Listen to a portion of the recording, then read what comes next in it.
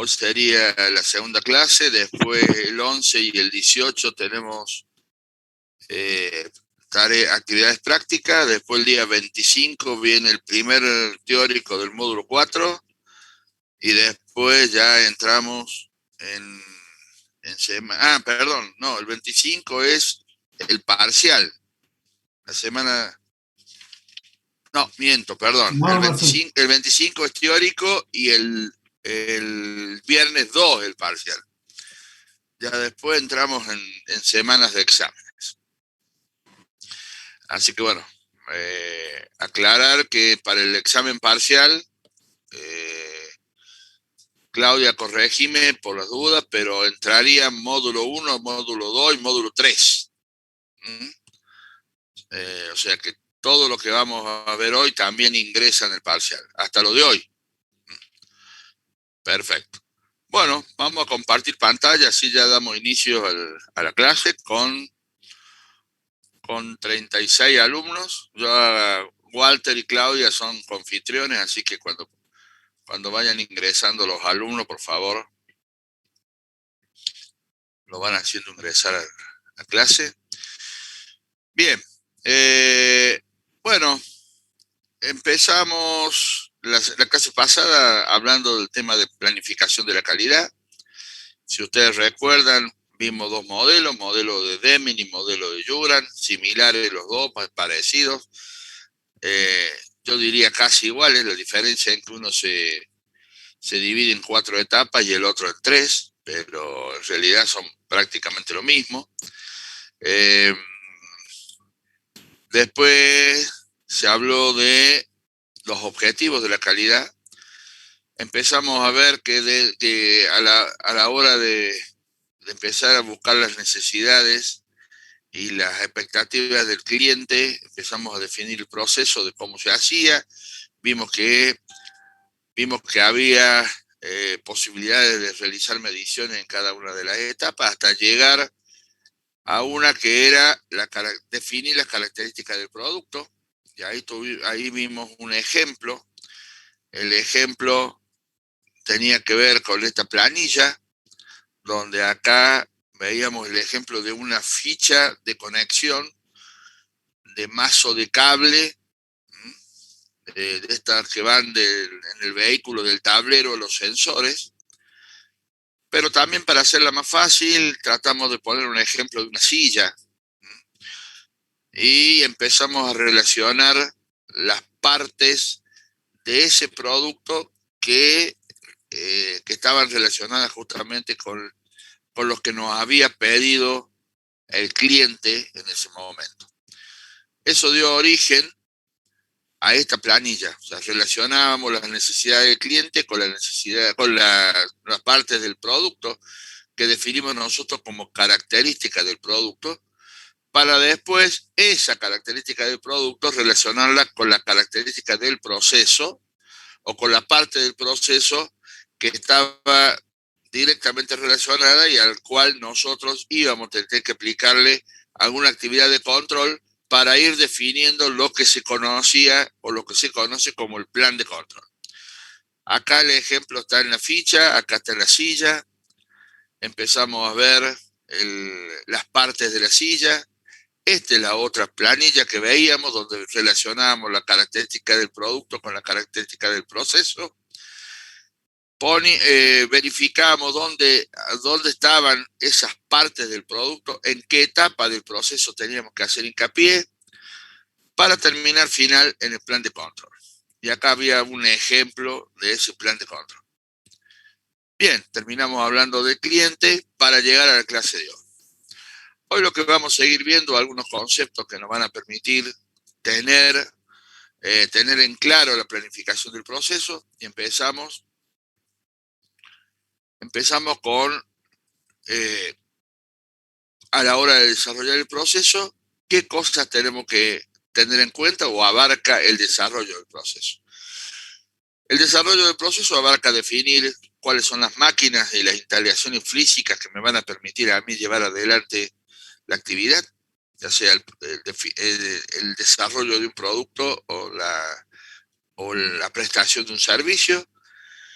Definir si hay algún software, entendiendo como que la norma, cuando la norma de aseguramiento de la calidad, la ISO 9001, cuando habla de software, dice de que si es un software oficial, de los que se venden, solamente alcanza como certificado de funcionamiento el certificado que le brinda el fabricante. Muchas veces en la organización nosotros desarrollamos software internos hechos por la misma empresa y bueno, ahí hay que desarrollar, al no tener ningún certificado, hay que desarrollar algún método interno o algo, o una prueba interna que me permita definir que este software hace lo que yo digo que hace. Yo armé un software para que hiciera tal cosa, entonces yo tengo que de alguna manera probarlo, demostrarlo y garantizar que ese software hace eso. Y después tenemos la información de cómo operar, controlar y mantener las instalaciones. Por lo general eso termina desarrollándose en lo que nosotros, en la implementación de un sistema de calidad, se llama procedimientos instructivos, registros, todo lo que es el sistema documental, ¿no? Algo que hay que tener en cuenta a la hora del desarrollo del proceso es la realidad del lugar donde se va a trabajar, porque muchas veces uno desarrolla una pieza o un producto en un lado y después se utiliza en otro lado. Esta parte del proceso, en lo que sería las grandes industrias como Volkswagen, Fiat, se le llama nacionalización del producto, es decir, se trae un producto a lo mejor de un camión de Scania de Suecia y las condiciones de Suecia no son iguales a las de Argentina, o a lo mejor alguna parte de Argentina puede ser algo parecida o similar a la de Suecia, pero no todo el país. Entonces se lo reacondiciona o se lo adapta a la nueva situación o a los nuevos caminos. En definitiva, termina siendo una nueva pieza. Si la pieza en Suecia era la A, esta termina siendo la B. ¿Por qué? Y porque generalmente algún cambio, así sea de pintura, ya la termina definiendo como una pieza distinta. Eso en muchas condiciones se conoce, es un punto crítico a resolver. Me fui a la parte de producción, pero puedo hablar de un docente. No es lo mismo un docente que dé clase en Colón y General Paz a uno que dé clase en las altas cumbres. A lo mejor la altura también es un elemento crítico y no cualquiera puede dar clase allá. Inclusive hasta el internet. Allá puede ser que no haya y acá en Colón y General Paz sí. Entonces, bueno, hay que ir a la hora de diseñar el producto y el proceso, una parte importante a tener en cuenta es trasladar ese producto o ese proceso al lugar o a las condiciones reales de funcionamiento. Por eso, en el caso de Fiat, por ejemplo, cuando fabrica los motores, le hacen un ensayo de funcionamiento de una cantidad determinada de horas. ¿Por qué? Porque Fiat tiene que garantizar que el motor funciona tantas horas. Entonces, bueno, sacan un motor de un lote y es el motor representativo de ese lote. Algunas de las cosas a tener en cuenta en esta parte de definición de la realidad de la zona de producción es la formación y la experiencia del personal que trabajará en el proceso. Yo le vendo una máquina argentina a Japón, pero el argentino sabe cómo se usa y el japonés no, entonces uno tiene que capacitarlo al japonés de manera que actúe como si fuera un argentino, el entorno de aplicación y la manera de dónde, de cómo va a ser aplicado, dónde va a ser montado. Bien. Otra de las cosas a tener en cuenta son las variables dentro del proceso. Nosotros siempre hemos dicho que, bueno, seguramente lo hemos comentado, si no lo vamos a decir en el próximo módulo, sí. Yo no recuerdo si acá lo hemos dicho, pero los procesos tienen muchas variables. Dentro de cada una de las M que nosotros hemos hablado, mano de obra, máquina, medio ambiente, materia prima y materiales, la diferencia de materiales, la diferencia de temperatura, la diferencia de personas, eh, la diferencia a la hora de hacer las cosas. Bueno, todo eso generan variables y estas variables justamente varían. Eh, la variación de estas variables, valga la redundancia, hace de que sea muy difícil tener dos productos exactamente iguales, porque el momento de fabricación de uno no es el mismo momento de fabricación del otro. Así sea una máquina que fabrica las piezas iguales, en alguna parte o entra la mano de obra o entra la temperatura ambiente, entonces al finalizar no son las mismas. Eh, estas variables que varían y que impiden que tengamos dos productos exactamente iguales, lo que tiene que hacer la organización es tratar de que esas variables varíen lo menos posible. Va a llegar un punto en que yo voy a generar acciones como por ejemplo el plan de control, voy a controlar y voy a comprar una máquina y voy a afilar la máquina y voy a cambiar la herramienta y voy a hacer un montón de cosas, pero va a llegar un punto en que ya no voy a poder hacer más nada y sin embargo van a seguir variando. Esto se conoce como la variación intrínseca del proceso, es decir, el proceso mío, armado de la forma que está armado, tiene una variabilidad determinada y es esta. A partir de ahí, si yo quiero seguir tomando acciones, y yo tengo que ver si el cliente realmente me va a pagar el producto, porque yo podría tener cero defecto y podría hacer que dos piezas salgan casi iguales, con un montón de acciones, pero no olvidemos que cada acción genera un egreso de dinero, una aplicación de dinero a todo el proceso, al costo de la pieza, y aparece el dilema, ¿hasta dónde yo hago calidad? Porque si yo trato de hacer cero defecto, por ejemplo, y a lo mejor una lapicera me sale 1.000.000 de pesos, y yo no sé si el cliente me va a comprar una lapicera en 1.000.000 de pesos. A lo mejor prefiere y dice, no, yo prefiero tener una Bic que vale 50 pesos con todos los errores que tenga. Entonces, bueno, ahí el dilema es decir, bueno, yo hago la mejor calidad dentro de lo que el cliente quiere y sabe que va a pagar.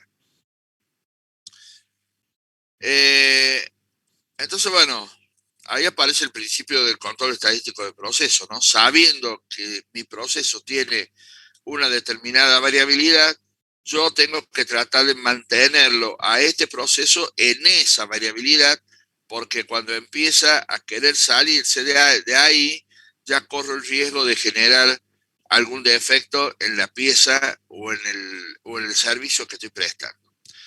Bueno, cuando hablamos de estas variables, entonces, de estas variabilidades, cada proceso por lo general tiene una variable que es dominante. Entonces, uno tiene que tener en cuenta cuál es la etapa o cuál es la parte dominante de ese proceso en la cual tiene que hacer mucho hincapié. Tenemos, por ejemplo, el predominio de la preparación, donde la variable de la preparación es muy importante. Por ejemplo, si yo voy a hacer una alimentación, voy a comprar un pan, voy a hacer un pan, por ejemplo. Bueno, la preparación de la masa y el armado del pan tiene tiene mucho que ver. Lo mismo pasa, ya lo vamos a ver después, en la parte de producción de piezas. Hay algunas piezas donde lo más importante de todo el proceso es la puesta a punto de la máquina. Es decir, fabrico y voy fabricando determinadas piezas, voy poniendo la máquina en condiciones hasta que llegue a fabricar la pieza que yo pretendo o que las especificaciones me piden. Una vez que yo logro esa pieza, ya la máquina por repetición ya realiza las piezas similares a esa, excepto que haya alguna falla. Entonces, la parte más importante de todo el proceso es poner a punto la máquina para que a partir de ahí empiece a producir. Tenemos el predominio del tiempo, por ejemplo, si hablamos de un proceso de operación o de un trasplante de un órgano, bueno, el tiempo que se demore en el desarrollo de la actividad es muy importante. Entonces ahí varía, la variable más importante es el tiempo.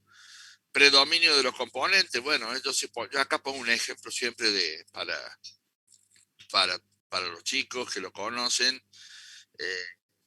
Estamos en un casamiento y viene un momento del Fernet con coca, sirve Fernet con coca. Entonces, bueno, cuando uno sirve lo que se conoce como el Fernet con coca, con un Fernet que no es el Branca o con una bebida cola que no es la Coca-Cola, uno se da cuenta enseguida. ¿Por qué? Porque ahí lo importante es el componente. Ah, no, el Fernet con coca, si no es con coca no sirve. Ah, si no es Branca no sirve. Bueno, entonces cuando desarrollamos ahí, en este caso, ese producto, lo importante son los componentes de ese producto. Después tenemos el predominio de la mano de obra.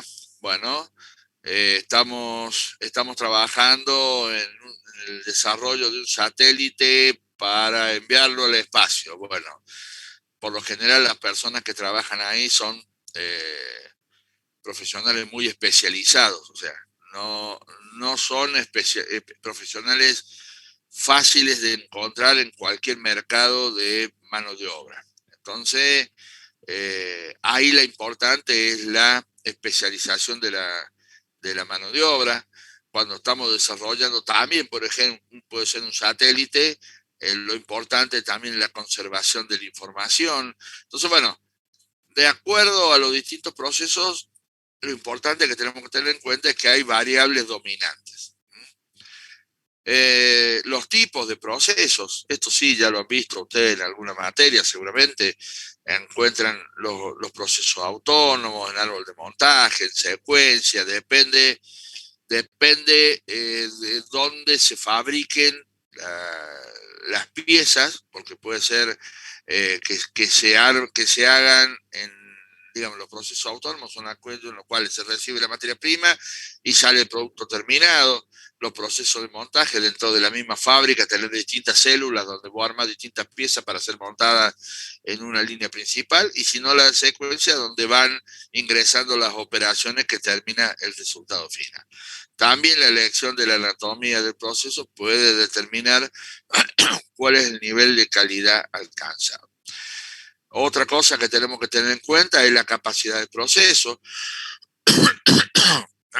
Y esto es algo muy importante porque generalmente se da en las organizaciones una diferencia de intereses entre compras que quiere vender y producción que produce.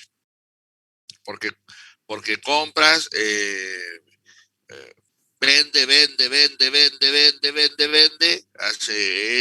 al cliente que viene, él le ofrece y vende, y resulta que después, cuando le pasa toda la planilla de ventas a producción para que fabrique, producción empieza a darse cuenta de que hay cuellos de botella en máquinas, hay cuellos de botella en mano de obra, hay cuellos de botellas en materiales. Entonces, claro,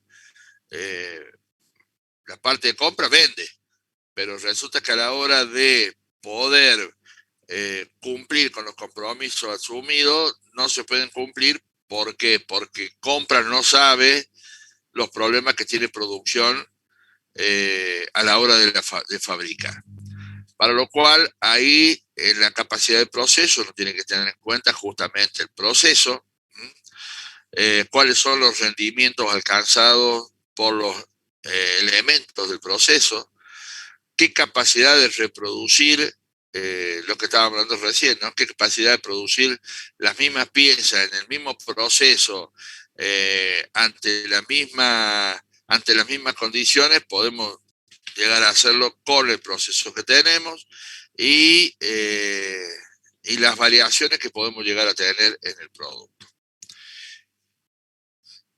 La capacidad de máquina, no solamente tengo que tener el proceso en condiciones para poder fabricar, sino también cada máquina tiene que tener la capacidad de reproducir bajo las mismas condiciones con un operario o con varios operarios. Y ahí está la diferencia entre repetibilidad y reproductibilidad, algo que vieron ustedes en el trabajo, o que van a ver, perdón, el trabajo de R&R.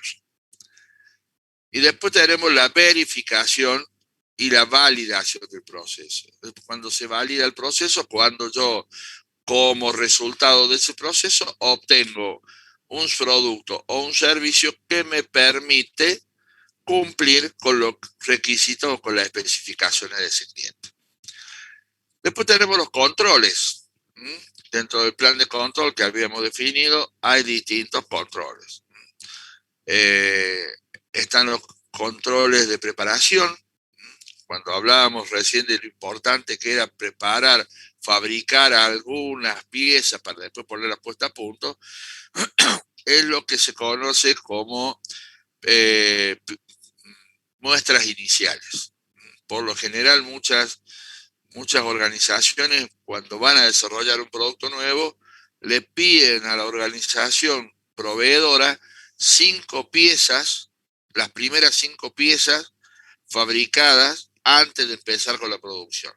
Esas piezas iniciales son lo que se conoce como las muestras iniciales para ser analizadas e inspeccionadas por el cliente. Después aparece el funcionamiento, los controles de funcionamiento. Y esos controles son los que me van permitiendo ver y monitorear cómo va el funcionamiento del proceso, y si en algún momento yo tengo alguna desviación, puedo parar, tomar una acción correctiva y volver hacia él.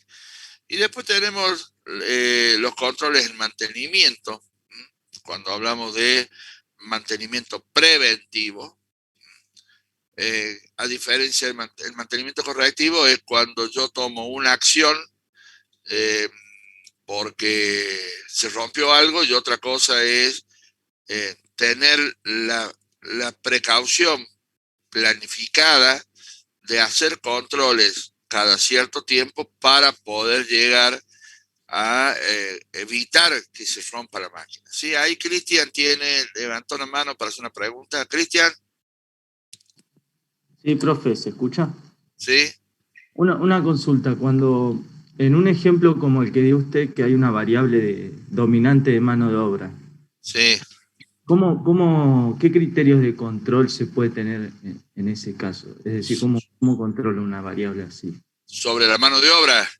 Sí, como el ejemplo que dio, que tienen que estar capacitados, que tienen que tener conocimientos y demás. ¿Eso se puede controlar? ¿Se puede...? Sí, digamos, a ver. Los conocimientos primero se definen. Es decir, en otra materia, relaciones industriales, uno ve que para ingresar a un lugar vos tenés que tener un perfil del puesto definido, donde vos tenés que tener los conocimientos definidos. Y después, una de las maneras de controlar es el otro módulo que se llama evaluación de desempeño, donde vos tomaste a la persona y vas viendo si esa persona realmente tiene los conocimientos que vos has requerido. A partir de ahí, bueno, la única manera de controlar el conocimiento de la persona es con la evaluación de desempeño y capacitando, no hay otra forma. Cuando vos evalúas el desempeño, vos ves si la persona sabe o no sabe. Y si no sabe, digamos, la opción no es echarlo, sino es capacitarlo para que tenga los conocimientos mínimos que requiere ese determinado puesto. ¿Entendés?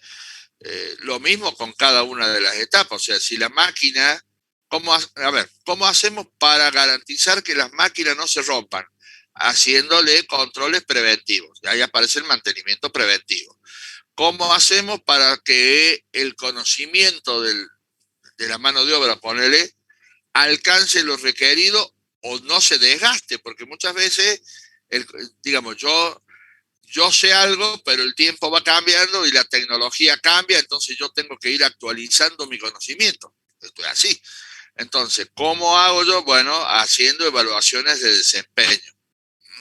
Si el empleado no alcanza con los conocimientos o está desactualizado, hay que actualizarlo. Por ejemplo, nosotros los auditores, cada vez que aparece una norma nueva, tenemos que actualizarnos en la norma, si no, no podemos ni implementar ni auditar la norma. Controles sobre la materia prima, lo mismo. Una de las maneras es cambiarle los requisitos al proveedor y a partir de ahí hacer controles cuando ingresa la materia prima. A ver, el concepto de control no es malo, vuelvo a aclarar y me parece que esto es importante definirlo. La empresa, la organización debe hacer controles. Por supuesto que hay ciertos productos que vos vas a controlar, hay ciertos productos, por ejemplo, vos vas a comprar pan. Lamentablemente, al pan no lo podés controlar antes. Vos al pan lo controlás cuando ya lo comes. Eso es lo que en servicio se llamaría el momento de verdad. Esto es un producto, pero donde se toma el concepto del servicio, que en algún momento lo vamos a ver. ¿Cuándo se verifica un servicio? ¿Cuándo se controla un servicio? Por lo general el servicio se controla cuando se lo está tomando. No hay otra forma. Vos para poder decir si un curso es bueno o no, tenés que hacerlo. Vos para poder decir si el servicio de transporte es bueno o no, tenés que tomarlo. Bueno, los servicios por lo general se evalúan cuando vos vas a un restaurante. Decís, bueno, ¿cómo sé si lo que dan en el restaurante es bueno? Si el servicio del restaurante es bueno. Y tengo que ir y sentarme y hacerme pasar por un cliente. Bien. Ahí en el servicio se llama momento de verdad. En el producto, muchas veces vos tenés manera de controlar. El cliente, la única manera que tiene de controlar, por ejemplo, el pan, es comiéndolo. No te gustó más, no lo compras. Pero el panadero sí puede hacer controles en base a, qué sé yo, o sea, investiga qué tipo de pan es el que le gusta a la gente y a partir de ahí él define patrones o controles. Él le gusta que el pan no salga, digamos, él se da cuenta que a la gente le gusta que el pan no salga negro, entonces tiene que capacitar al operario que maneja el horno para que sepa que a tal temperatura le da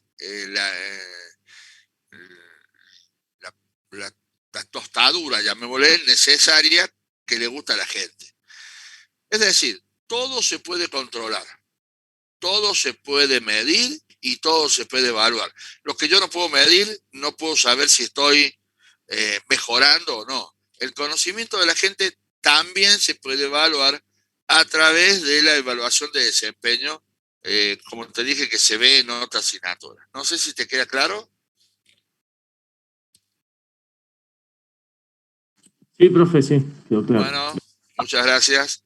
Bien, bueno, finalizando la etapa de definición de los controles, ya estamos en condiciones de pasar todo lo diseñado al área de producción, donde ahí se transfiere la validación del proceso, el plan de control que sale desde el diseño, y porque a ese plan de control de diseño van a aparecer el plan de control que pone producción también, porque el diseño puede haber definido algunos, pero producción, en función de su situación de fabricación, puede decir, no, yo quiero agregar además estos otros, y ahí aparecen los POCAYO, que hay un montón de otras acciones, y la transferencia de conocimientos. Bien, uno de los elementos que se utiliza tanto en el diseño como en el proceso es lo que se conoce como el análisis de modo de falla y sus efectos. Nosotros hemos hablado en algunas reiteradas oportunidades que la norma ISO 9001-2015 habla de lo que se conoce como análisis de riesgo o evaluaciones del riesgo. Hasta el año 2008, la norma tenía un punto que se llamaba acciones preventivas. Es decir, a través del procedimiento de acciones preventivas, uno podía generar acciones que permitieran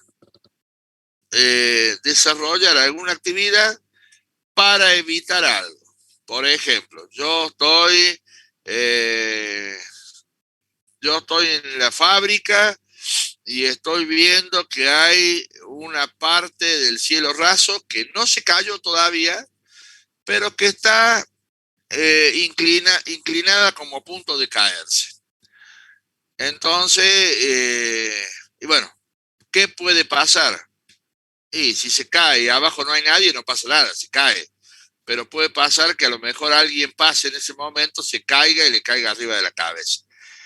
Entonces, en ese momento, utilizando el procedimiento de acciones preventivas, yo podía hacer alusión a ese procedimiento y solicitar que el área determinada tomara una acción preventiva sobre esa situación antes de que pasara.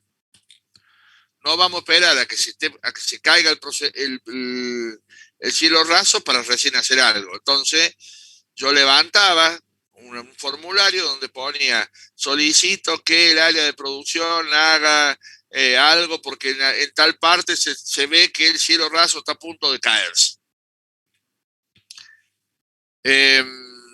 Ahora, ¿qué inconveniente tenía esa metodología? Que por lo general esa metodología circunscribía las acciones al interior de la organización. ¿Por qué? Y porque por lo general salía de algo que yo estaba viendo.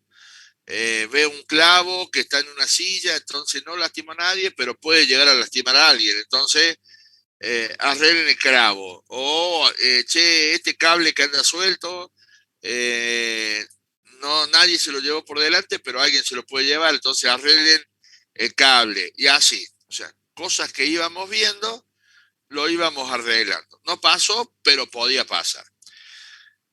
El análisis de modo de falla y sus efectos, el análisis de riesgo, habla de que todas las personas en todos los puestos de trabajo tienen que pensar, un segundito.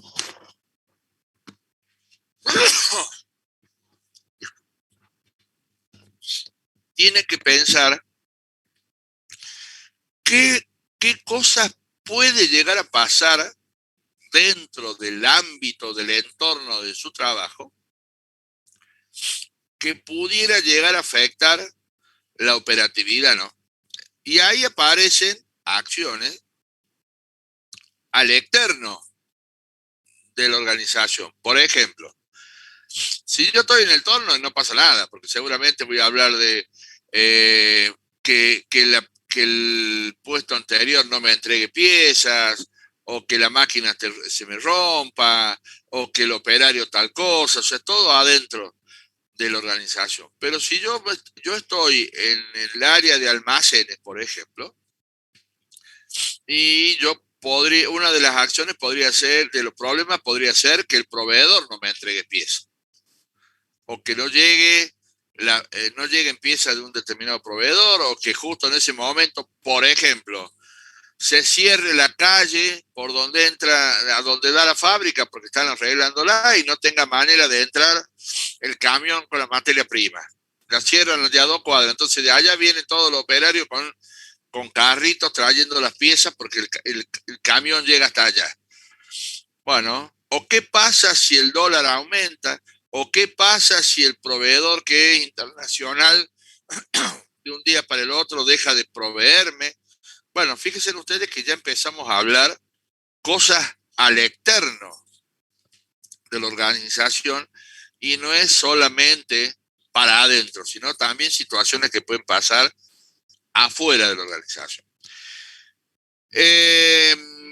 Cuando la norma empieza a hablar de análisis de modo de la evaluación de riesgo, vuelvo con el análisis de modo de falla, de la evaluación de riesgo, en el ámbito de la automotriz, las organizaciones ya vienen haciendo de hace mucho tiempo y vienen aplicando una herramienta que en cierta manera es una forma o una metodología de hacer evaluaciones de riesgo o análisis de riesgo. Y la herramienta es esta que se conoce como análisis de modo de falla y sus efectos. ¿Por qué? Porque toma todas las operaciones de la organización de una determinada pieza o de un determinado servicio y puede ser, por ejemplo, como digo yo, puede ser la primera operación puede ser almacenes y ahí toma en cuenta el proveedor, toma en cuenta el externo y el interno. ¿Qué es el ANFE? El ANFE es una técnica utilizada para asegurar, hasta donde sea posible, que las posibles causas y los efectos han sido analizados y se realizaron todas las acciones de acción pertinentes. Es decir, tanto en el diseño como en el proceso, yo realizo el ANFE y lo analizo, pero no lo tengo hecho todavía. O sea, yo estoy analizando de manera potencial. Estoy en el almacén. ¿Qué puede pasar en el almacén? Y se me puede descomponer el operario, se me puede caer la estantería, se me puede, como digo, no puede que el proveedor no me traiga la materia prima, y puede tal cosa. Y bueno, empezamos a analizar las posibles causas, los posibles problemas con las posibles causas. El ANFE es una técnica de análisis riguroso de trabajo en equipo, muy eficaz por el aprovechamiento de la experiencia de todos los integrantes, permite investigar defectos potenciales de un producto que pueden haber sido generados en el diseño o en el proceso. Permite evaluar cuáles son los efectos de estos problemas en el cliente, que puede ser un cliente interno o externo. Me permite identificar cuáles son las posibles causas y me permite buscar acciones correctivas y su implementación. Esas acciones correctivas van a alimentar también el plan de control. ¿Cómo se implementa el ANFE? Bueno, primero se arma un grupo de trabajo, donde por lo general hay un coordinador y un representante de todas las áreas afectadas, ingeniería, método, fabricación, calidad. En el caso de no tener personas que tengan la capacidad o que tengan la experiencia de coordinar equipos de implementación de ANFE, se puede contratar a alguien de afuera. Después se arma el expediente, es decir, todas las personas que participan de ese equipo de trabajo tienen que saber cuál es la función del producto, cuáles son sus exigencias de funcionamiento, para qué sirve, dónde se coloca, si hay algún producto en conjunto con él para formar otro conjunto. cuáles son las exigencias de fabricación, de montaje, cuáles son los objetivos de calidad, de fiabilidad de ese producto, el diagrama de flujo de la fabricación de ese producto, el histórico de calidad sobre productos similares, o sea, si ha habido productos parecidos y que han tenido algún inconveniente, y el plan de control que ha sido previsto hasta ese momento. El ANFE se desarrolla en 5 etapas. La primera etapa es el análisis y la jerarquización de los defectos potenciales, sus efectos y causas principales. Y acá nos vamos a ir, permítanme que me vaya a esta planilla. Esto que dijimos recién, la jerarquización de las fallas, es la siguiente actividad. Fíjense ustedes a mano izquierda, donde dice OP, ahí se enumera la operación. La operación puede ser 1, 2, 3, 4, 5, 6, como ustedes quieran. Puede ser 10, 20, 30, 40, 50. Puede ser 100, 200, 300. Puede ser 1000, 2000, 3000, 4000, ya así. Y seguramente va a haber más de una causa en una determinada operación. Entonces yo puedo tener la 100, la próxima etapa es la 200, pero puedo tener la 100, puedo tener la 110, la 120, la 150, la 160 y después pasar a la 200. Entonces significa que todas las que están en la 100, si de 100 a 199, son de la etapa 100. Desde la 200 hasta la 300, hasta la 299 son de la etapa 200 y así. O puede ser 1, 1,2, 1,3, 1,4 y la próxima es 2. Son las intermedias. Acá donde dice defectos potenciales es cuál es el defecto que puede llegar a pasar. Estamos en la operación 100. La operación 100 podría ser almacenes, imagínense ustedes. Entonces, ¿qué puede pasar? Que el proveedor no me traiga materia prima. Efecto del defecto. Si no me trae la materia prima, no puedo producir la pieza. Y ahí seguramente el problema va a ser con el cliente interno, con el área que produce la pieza. Las causas del defecto, y a lo mejor puede ser una mala performance del proveedor. ¿Cuál es el plan de vigilancia? Y el plan de vigilancia, y a lo mejor tenemos que tener materia prima de stock, hasta tanto podamos regularizar la actividad del proveedor. Esto, hasta acá no hay problema. O sea, hemos puesto la operación, hemos puesto cuál es el posible problema, cuál es el efecto que genera el tener este problema y cuál puede ser la causa y cuál es la primera acción que tomamos nosotros para evitar que pase esto. Ahora, acá encuentran ustedes una D, una O y una G. La D es la posibilidad de no detectar el problema. Entonces, ustedes van a ver después, ya vamos a volver de nuevo, hay una numeración del 1 al 10 que varía de menos a más. ¿Cuál es la posibilidad de que yo no detecte el problema? Si es alta tiene un número y si es baja tiene otro número. Entonces yo voy a poner acá, bueno, la posibilidad de que yo no me dé cuenta de que apareció esto corresponde a un determinado número. 3, por ejemplo. Ya vamos a ver qué.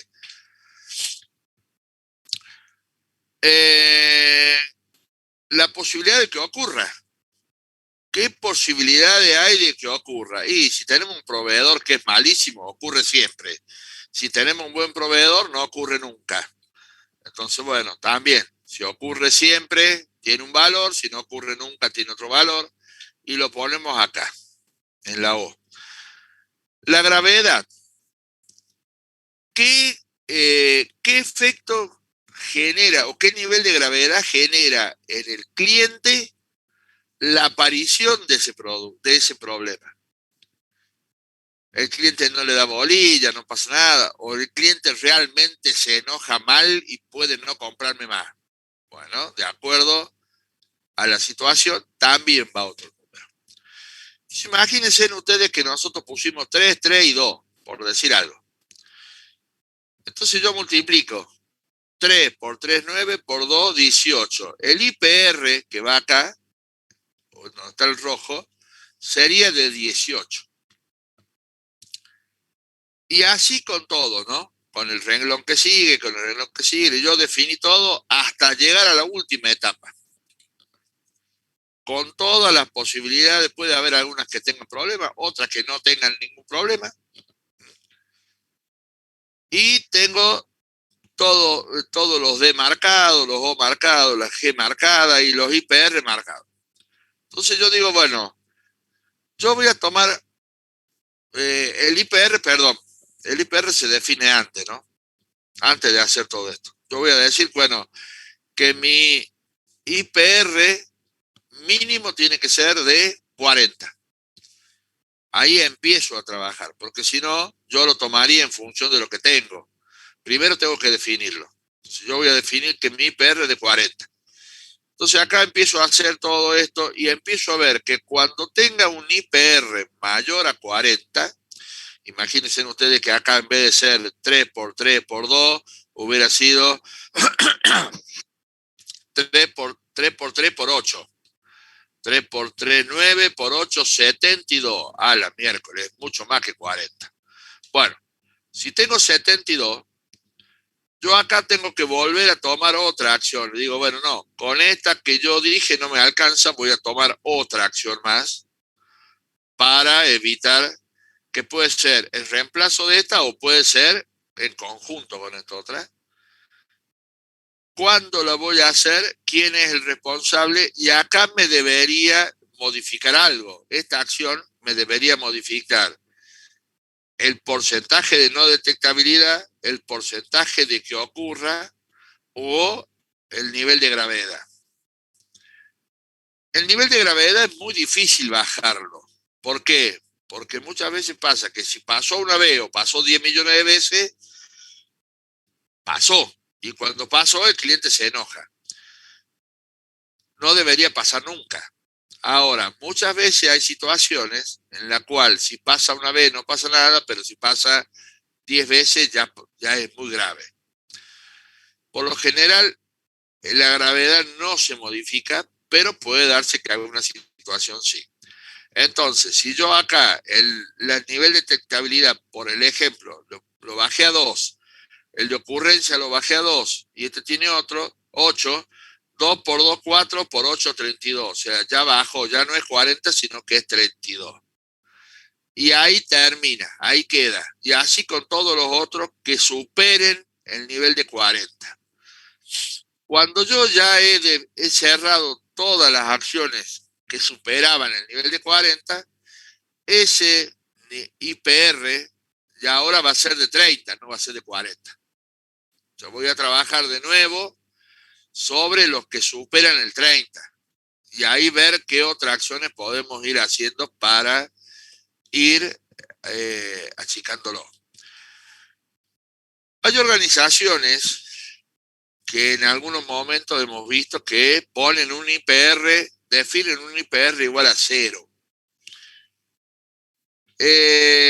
Cuando el IPR igual a 0, acá cuando uno define todas las acciones, todos los IPR que tengamos acá van a ser mayores que 0. Entonces, en cierta manera, obliga a la organización a tomar acciones sobre todas las posibles causas. Entonces hay una contradicción. Entonces uno dice, bueno, ¿para qué hacemos la ANFE si en definitiva después vamos a tomar acciones sobre todo lo que haya? Bueno, es una metodología de empezar a trabajar con la herramienta empiezan al revés. En vez de definir 40, definen 0, después van a 10, después van a 20, después van a 30 y así hasta al nivel que ellos pretenden, y a partir de ahí empezar a bajar. Es como para que los empleados de la organización empiecen a conocer la herramienta y a trabajar. Bien, volvemos de nuevo entonces acá ahora.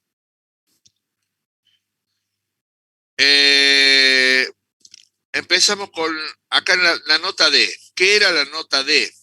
Probabilidad de no detectar el defecto en la operación, teniendo en cuenta cuáles eran los controles existentes en el plan de control. Si yo a los controles que tengo, con los controles que tengo, sigue habiendo problemas de no detección, voy a tener esta codificación. Muy escasa probabilidad de no detectar. O sea, acá es, digamos, es muy difícil que no lo detecte, que no lo vea. Una pieza, por ejemplo, cada 20.000 sería el 1, o dos piezas cada 10.000, o una pieza cada 10.000 sería el 2. Y acá tenemos control de 100%, poca yoke. Después aparece la escasa probabilidad de no detectar. Sería el 3 si es una cada 2.000, o el 4 si es una cada 1.000. Probabilidad moderada, tenemos el 5 y el 6. Fíjense ustedes cómo va bajando la posibilidad de no detectar, hasta llegar a probabilidad muy elevada de no detectar. O sea, es muy fácil que se me pase, porque no tengo personal, por ejemplo.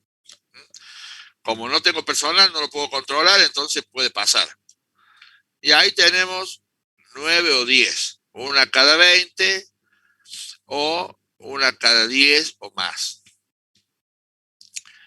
Después tenemos la ocurrencia, la frecuencia de aparición del defecto generado. O sea, ¿cuántas veces ocurre? Probabilidad muy escasa, o sea, de que ocurra 1 o 2. Probabilidad escasa, 3 o 4. Y así hasta probabilidad muy elevada. O sea, el fallo se produce siempre en 9 o 10. Entonces, es muy importante tener en cuenta esto, ¿no? La no detección, muy escasa probabilidad de que no lo detecte, o sea, es muy fácil que lo vea, es 1. Muy difícil que lo vea, es 10. Ocurrencia, muy difícil que ocurra, es 1. Muy fácil que ocurra, es 10. Y después tenemos la gravedad. Le dijimos que la gravedad era el efecto que generaba en los clientes la aparición del producto. Si el cliente no lo percibe, por ejemplo, si yo estoy fabricando escobas y el diámetro es de 2 centímetros y por un problema de fabricación me sale 2,1 y el cliente no le va a dar bolilla. No, es mínimo, no se va a dar cuenta. Entonces ahí es 1. Pero si yo en vez de ponerle 2 centímetros, le pongo 3 centímetros, y capaz que sí, ya se dé cuenta, y ahí genera un gran descontento en el cliente que puede llegar a tener un 8, por ejemplo, acá. Efecto que provoca un gran descontento del cliente, que no me la compre más o que me diga que me la cambie por otra. En la 9 puede tener grandes gastos de reparación, o podemos llegar a tener problemas con las reglamentaciones vigentes 10. Entonces, una vez que yo definí los 3 numeritos, esos que fue lo que comenté recién, aparece el índice de prioridad de riesgo, que es la multiplicación de los tres factores estos: detección, la no detección, la ocurrencia y la gravedad. Este índice establece una criticidad del defecto. Cuanto más elevado es este índice, más preocupante es el defecto considerado. Por eso hay que poner un índice límite y a partir de ahí ir tomando acciones sobre los que superan. ¿Por qué se usa de esa manera? Para no no tomar acción en todos los análisis, porque si no, digamos, estaríamos haciendo una acción es 100%. La idea es ir bajando ese nivel, ese índice, ¿no? Bueno, cuando nosotros definimos cuáles son los que superaron ese índice, se vuelven a tomar acciones correctivas, en la etapa 2, se vuelve a recalificar el IPR, como les planteé acá, se vuelven a tomar acciones de la mitad de la hoja a la derecha, y se vuelve a calcular. Y ahí sí se logró que bajara, queda ahí, y si no, vuelve a tomarse otro tipo de acción. Bueno, para dar la jerarquización de las acciones, por lo general se toma en cuenta el diagrama de flujo de la actividad, y acá tendríamos un ejemplo. Este es un ejemplo de un ANFE ya realizado. Acá se pone el proceso, la planta, la pieza, el coordinador, se pone que el NPR, número de prioridad de riesgo, o IPR, índice de prioridad de riesgo, mayor a 90. O sea, todos aquellos índices que sean mayores a 90 son aquellos que se van a tomar acciones.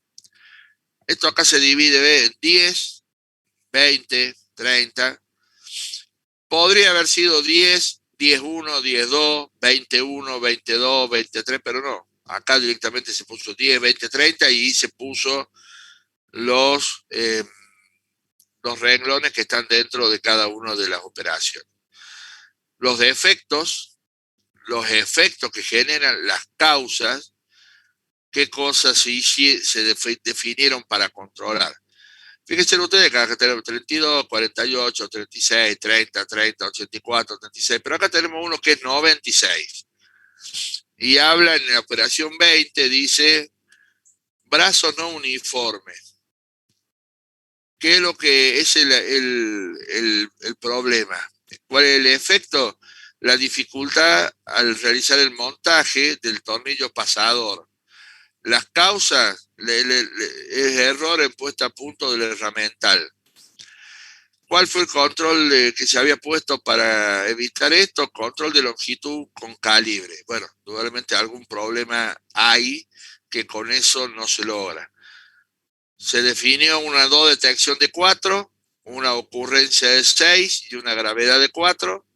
Cuando yo multiplico todo me da 96. Bueno, este índice hay que tomar una acción porque es mayor a 90 definido. La medida adoptada ahora fue que la puesta a punto ahora del herramental ya no la hace el operario, sino que la hace el operario, pero que la autoriza el encargado. Es decir, que el encargado tiene que ver si está bien hecho y a partir de ahí lo autoriza. Se supone que con esa medida adoptada, la cantidad de veces que aparezca reduce de 6 a 2. Entonces, multiplicamos 4 por 2 por 4 y me da 32. Entonces ahí ya queda cerrada esta acción, hasta que se vuelva a definir un nuevo NPR. Supongamos que después de 90 pasó a 80, bueno, acá habría que tomar en el 30, que dice diámetro de agujero bajo tolerancia. Bien, con esto yo doy por finalizado el módulo 3. Quedaría ahora vamos a dar preguntas, a los 5 minutos de preguntas para los alumnos. Si hay, perdón, un segundo. Y si no, ya le daría paso a la ingeniera Gareca para que explique el trabajo práctico número 3, que tiene que ver con la confección del famoso ANFE, del análisis modo de falla y sus efectos. Así que bueno, no sé si hay alguna pregunta por parte de los alumnos con respecto al teórico que hemos tenido hoy. Hola, profe, buen día. Sí, Joaquín. Me quedó una duda ahí de lo último que explicó de las acciones. O sea, ¿se ataca solamente a una individual pero se puede también paralelamente a otras que no tengan mucho que ver con lo que, por ejemplo, lo que usted explicó de la puesta a punto de la herramienta. Acá se aplica una solamente porque es una la que supera el 90. Pero si yo hubiera puesto a lo mejor que el índice, el NPR, no es 90, sino es 40, por decir algo, yo acá tengo que tomar acciones en el segundo del 10, donde habla de posición de agujero asimétrico, que tiene 48, en el brazo no uniforme, que tiene 96, en el diámetro de agujero bajo tolerancia, que tiene 84. En esas tres tengo que tomar acciones. Y en esas tres genero medidas nuevas, y en esas tres pruebo a ver qué logro bajar, qué índice logro bajar, y ver si logro que sean menores a 40. ¿Se entiende? Se toman acciones sobre todas los posibles defectos que me generen un IPR mayor al definido como objetivo. ¿Se entendió? Sí, sí, sí. Perfecto. Gracias, Joaquín. ¿Otra pregunta? Hola, profe. Sí, ¿quién es? Sí, acá Facundo. Va a ir a Sí, Facundo. Facundo. Sí, yo tengo una duda. ¿Cómo se determina el IPR objetivo? ¿Nos fijamos en los registros anteriores de la empresa o...? El IPR objetivo básicamente tiene en función de cómo se define en función de qué experiencia tenés vos en ANFE. Es decir, si vos recién empezás, yo recién planteé que hay empresas que ponen un NPR o IPR 0. ¿Por qué? Y porque dicen, bueno, nosotros queremos que la gente empiece a familiarizarse cómo funciona. Entonces, durante un año o durante 3 meses o 6 meses, el NPR 0. ¿Qué significa? Que yo voy a definir todas las operaciones, todos los posibles efectos, los valores que dé, le voy a tomar acciones a todo y voy a ver qué da. Una vez que yo ya definí, ya armé y vi, y la gente practica, y bueno, suponete que vemos que son todos estos errores, que están en estos valores, y bueno, yo podría definir, bueno, empecemos con un NPR, como te dije, de 40, donde tomamos acciones sobre estos tres. No sirve cuando la empresa ya está funcionando y ya tenemos un nivel de calidad bien maduro, llamémosle. No sirve que yo ponga un NPR de 0, porque esta actividad no la hago para tomar acciones en todo. Digamos, se supone que vuelvo a decir de nuevo, si yo en una actividad tengo que hacer un control 100%, estoy perdiendo plata. Recién en algún momento dije, el control no es malo, yo tengo que controlar. Si yo tengo un operario que trabaja conmigo, tengo que controlar el trabajo que hace. Pero una cosa es estar las 12 horas arriba de él viendo qué hace, y otra cosa es venir una vez cada tanto durante las 12 horas como para agarrar una pieza y medirle a ver si está bien. Son dos formas de controlar. Tenés una manera aleatoria y una manera continua. Si yo voy a estar ahí controlando arriba de él todo el día, todo lo que hace, no puedo hacer lo que hago, no podría hacer mi trabajo. Entonces, para eso le digo, es lo que me pasa con un proveedor. Si yo voy a comprarle a un proveedor una pieza para después venir y tener que poner en mi organización un control 100%, porque el proveedor no tiene garantía de darme la pieza que yo le pido, y a mí no me sirve. ¿Por qué a veces pasa eso? Y porque yo ya sé que el proveedor es de segunda, de tercero, de cuarta. Pero bueno, digamos, a mí me vende la pieza a 10 pesos cuando el proveedor original me la vende a 1.000. Yo hago diferencia y cuando pongo un operario al control 100%, la plata que yo le pago al operario es mucho menos que la diferencia. Entonces, así ponga el operario a controlar, también sigo ganando plata. Entonces, el control 100% no es bueno, porque eso, si yo tengo que hacer un control 100%, significa de que algo mal se está haciendo. Sí es bueno el control aleatorio. Entonces, está bueno hacer esto, pero está bueno ir disminuyendo el objetivo de a poco. Acá se puso 90, porque la organización tiene un nivel de madurez muy, muy bajo en el tema calidad. Entonces, bueno, se supone que mientras más dificultades haya, más probabilidades tenés de que los IPR sean altos. Una empresa que tiene una madurez muy alta de calidad, vos vas a andar jugando con valores muy bajitos acá, donde el nivel de detectabilidad prácticamente, de no detectarlo es prácticamente nulo, donde el nivel de que aparezca es prácticamente nulo, y donde la gravedad si aparece es prácticamente nula. Entonces, cuando vos tenés esos valores, tenés valores muy chiquitos. Pero si vos tenés una organización donde sabes que es un desastre, y capaz que tenga que empezar por valores altos e ir reduciéndolo. Todo de acuerdo de qué capacidad tenga la empresa de manejar este tipo de herramientas y de calidad, ¿no? ¿Se entendió? Sí, sí, perfecto, profe. Bueno, gracias. ¿Otra pregunta? Bueno, ingeniera Gareca, le dejo entonces, si no hay más preguntas, dejo para que usted comparta el trabajo práctico. De todas maneras, yo estoy acá, si aparece alguna pregunta, la contesto. Claudia. Bueno, muchas gracias, Marcelo. Buenos días, alumnos. Aquí estoy compartiendo pantalla. Ustedes me dicen si se puede ver. Sí, sí se ve. Bien. Vamos a desarrollar el trabajo práctico número 3, y este trabajo tiene 3 puntos.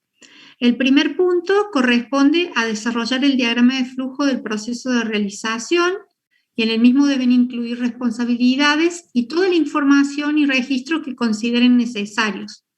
Este punto ustedes ya lo han hecho, a lo mejor en los otros trabajos prácticos, porque le hacía falta este insumo, y yo les he ido contando a medida que han pasado los trabajos prácticos que lo debían conocer bien todos los integrantes del grupo, así podían desarrollar los distintos prácticos. Así que en esta oportunidad se los estoy pidiendo que lo presenten. Es importante conocer todas las etapas del diagrama de flujo, porque a través de estas etapas yo puedo recién ponerme a pensar en los 2 puntos que siguen. El punto que sigue dice: para el estudio de fallas potenciales y sus efectos, desarrolle un ANFE para algunas de las etapas del proceso del ítem anterior. Y como requisito específico, nosotros pedimos que lo presenten en la tabla que ustedes lo hacen, si es Excel, Word o el formato que ustedes utilicen. Y también les requerimos que para poder evaluarlo, ustedes tomen acciones en 4 o más ítems. Esta cantidad, aclaro, no es un requisito del método. ¿Vieron cuando ustedes recién le explicaban en el teórico y veían que algunas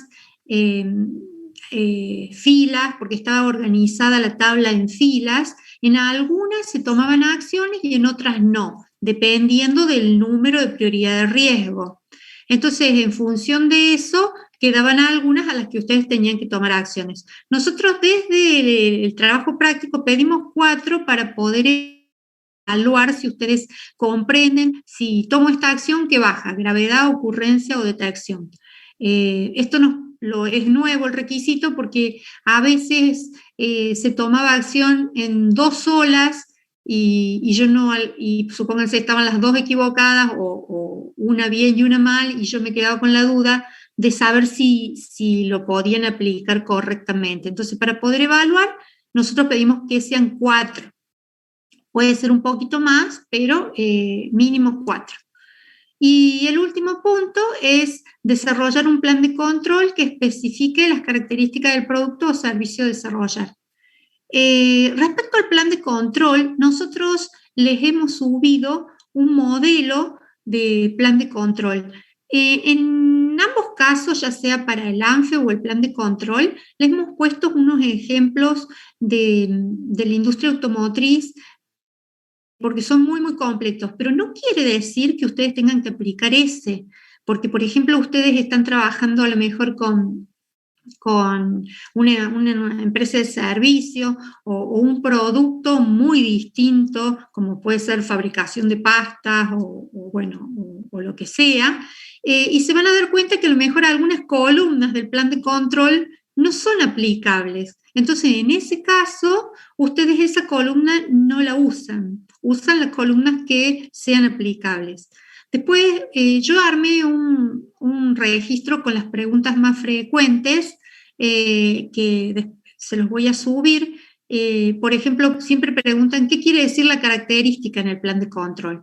Bueno, la característica en el plan de control está generada en la industria automotriz y lo que se pone ahí cuando se trata de esto es si es característica de seguridad crítica, significativa o no significativa. Ustedes pueden adaptarlo a su necesidad y usar, bueno, cuando la gravedad sea 8, 9, 10, es una característica crítica o no crítica, pero la idea es que ustedes sepan que no es mandatoria esa tabla. Si ustedes la adaptan a su necesidad, le pueden cambiar o sacar las columnas que consideren que no son aplicables para el rubro que están desarrollando.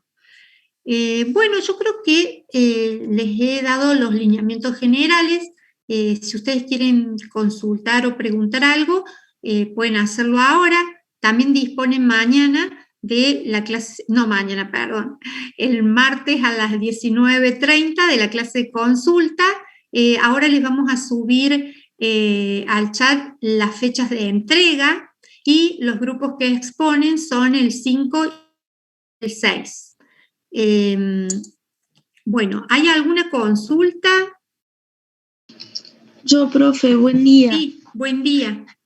En este caso, este trabajo sería más de relevamiento, comparando con el trabajo pasado, que sí teníamos que aplicar la norma a la empresa, más allá que a lo mejor la empresa disponía o no de un organigrama según el sistema de gestión de la calidad. En este caso, ¿sí es relevamiento?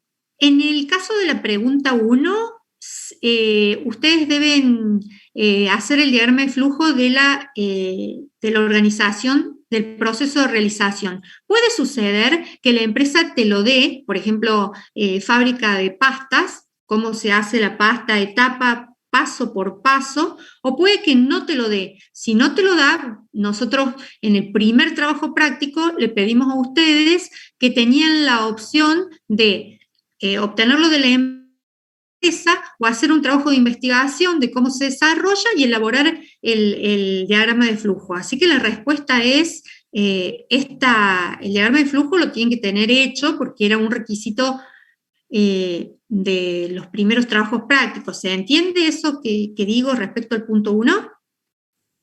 Sí, respecto al punto 1, sí, es verdad, Sí. Ya lo tenemos Bueno, hecho, pero bueno, sí, sobre ahora, todo los otros puntos. No, respecto al punto 2, fíjate cómo se llama el estudio de fallas potenciales. Se llama potenciales. Uno aplica un ANFE cuando va a desarrollar un producto o un servicio nuevo o cuando va a incorporar un cambio a un producto o servicio que realiza. Es decir, lo tienen que hacer ustedes, no es de relevamiento. Lo que yo les planteaba, que es necesario tener bien conocido el punto 1 para poder hacer el 2. Siempre les doy algún ejemplo, como decirles, si ustedes se van a poner, por ejemplo, una empresa de fábrica de pastas, antes de ponerlo, ustedes empiezan a pensar, agarran el diagrama de flujo y van pasito por paso preguntándose, a ver, de este paso, que es, por ejemplo, obtención, comprar la harina, ¿qué cosas pueden fallar? Que la harina llegue con gorgojo, que la harina tenga humedad, que la harina, bueno, y ahí pueden hacer todo el análisis que ustedes quieran de las posibles fallas o modos de falla que aún no ocurrieron. pero que puede llegar a ocurrir. Entonces, ese es el análisis que ustedes tienen que hacer. Y para poder hacerlo, yo tomé pasta, porque más o menos me doy cuenta. Ahora puede que tenga una empresa en donde me tenga que poner a investigar, porque ustedes me pueden decir, nosotros somos de la empresa que hace conexiones en telecomunicaciones, y yo no sepa, entonces me tenga que poner primero a conocer bien el proceso de realización. Una vez que lo conozco, me puedo parar en cada una de las etapas, actividades o procesos e ir preguntando en cada uno de ellos qué podría fallar. Otra de las cosas, por ejemplo, yo les dije que esto se aplica en algo que no está hecho. El ingeniero Bravo acaba de decir algo que es importante, y que es que hay que basarse en la experiencia, porque si yo no lo hice, ¿cómo voy a plantear? Entonces, supóngase, yo quiero hacer ahora como unas pastas, pero dulces, quiero ponerle dulce.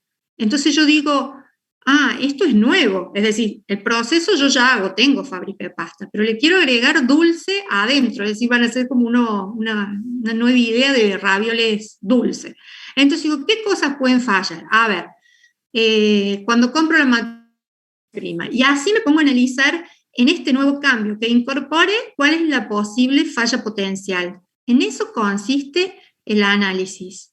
Muchas veces nosotros hacemos esto cuando hacemos una actividad, nos ponemos a pensar en todas las etapas y en qué cosas podrían fallar.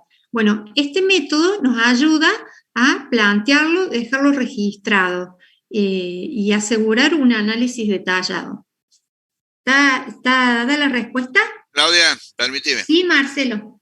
Esto lo voy a plantear porque ayer justamente, conversando con otro profesor, salió el tema de que en una determinada materia, este profesor, trabajando en una fábrica, recibió alumnos, digamos, alumnos de la facultad, donde venían y que le habían dicho de la materia que tenía que ir a la empresa a hacer tal cosa. La empresa en la cual trabaja este profesor le dijo, para entrar tiene que tener seguro. Y ese seguro lo da el área académica. Cuando los alumnos fueron al área académica, le dijeron que los seguros están suspendidos porque no cubren tampoco coronavirus. Es decir, desde las dos cátedras, Ingeniería en Calidad y Relaciones Industriales, no pedimos ninguna actividad en la cual los alumnos tienen que ir a las empresas. No pasó con ninguna de estas materias, ¿no? Fue otra materia. Pero me sirve el tema como para dejarlo claro acá. O sea, ningún alumno tiene que ir y moverse a una empresa, porque los trabajos prácticos están hechos para que lo hagan desde cada uno en su casa y a través de un Zoom. O sea, se tienen que juntar los alumnos en Zoom y analizar estas actividades. Ahora, nosotros hemos pedido, sí, de que tiene que haber un alumno clave, que le llamamos nosotros. En el caso de que para esta situación no haya un alumno clave, bueno, miren, a ver, los grupos por lo general están hechos, son 5 miembros. Si no hay ninguno, puede agarrar uno y decir, bueno, yo me hago de alumno clave porque yo tengo a mi papá que tiene una empresa de tal cosa o que trabaja en esta empresa. Y a partir de ahí, el papá le podrá decir, bueno, a ver, vení papi, ¿vos qué trabajas? Y yo trabajo en la empresa tal. Bueno, ¿qué haces? Tal cosa. Bueno, ¿me podés contar qué haces?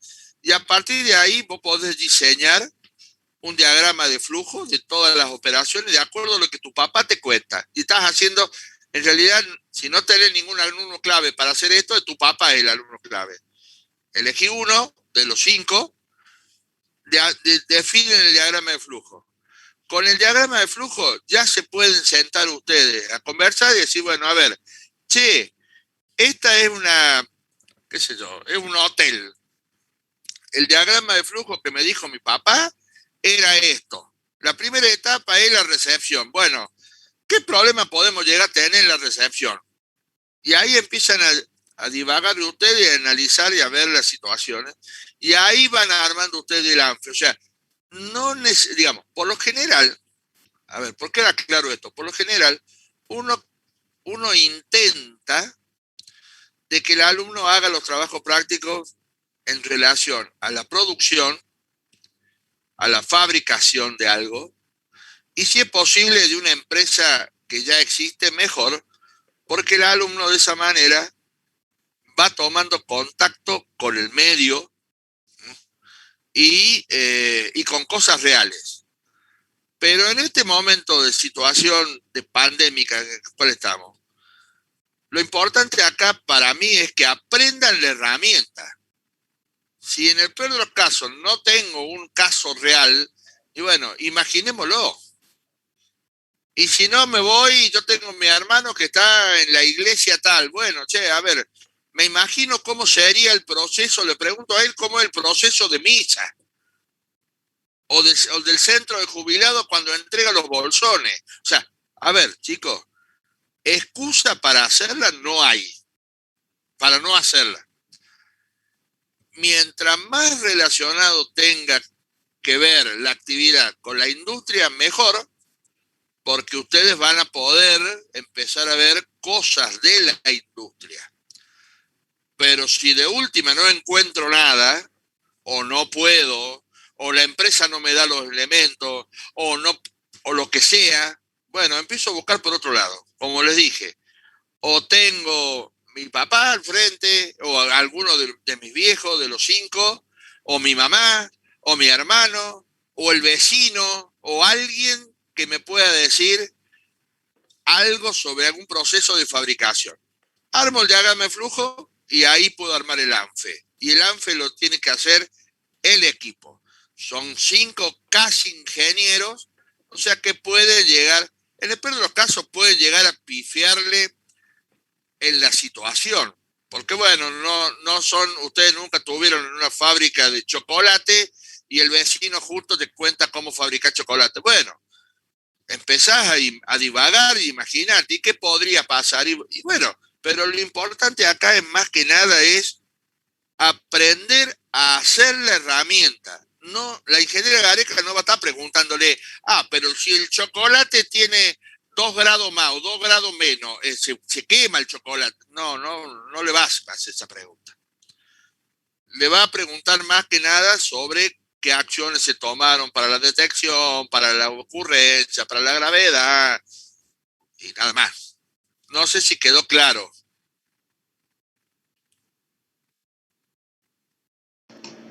Sí, profe, de mi parte que yo consulté quedó claro, gracias. Perfecto, gracias Sofía.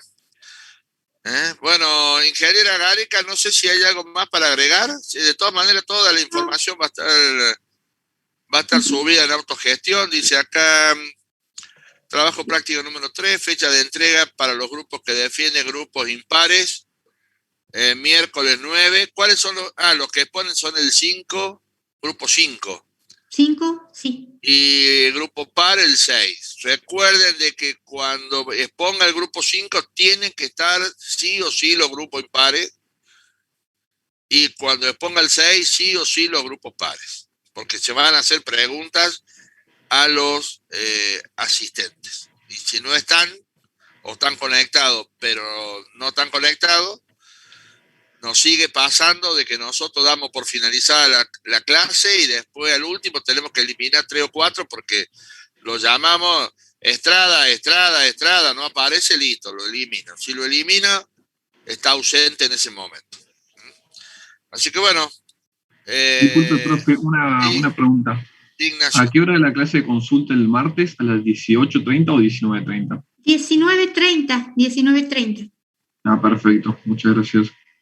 No hay nada. Bueno, muchas gracias a todas y todos por estar. Por favor, los profesores, nos quedamos un segundito. Gracias. Sí. Gracias, buenos días. Buenos días, alumnos.